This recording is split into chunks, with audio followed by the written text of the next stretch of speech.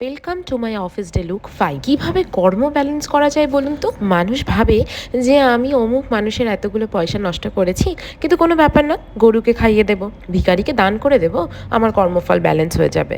কিন্তু এমন আসলেই হয়? ধরুন কেউ একজন কোথাও চুরি করেছে এবং গিয়ে ভগবানকে পুজো দিচ্ছে, কৃষ্ণের নামের মালা জপছে, তাহলেও কি তার কর্মটা ব্যালেন্স হয়ে যায়? কর্মফল কি ভগবান তাকে দেয় না? If you put somebody through something and they have suffered, only and only when you suffer exactly the same thing, that is when karma is balanced.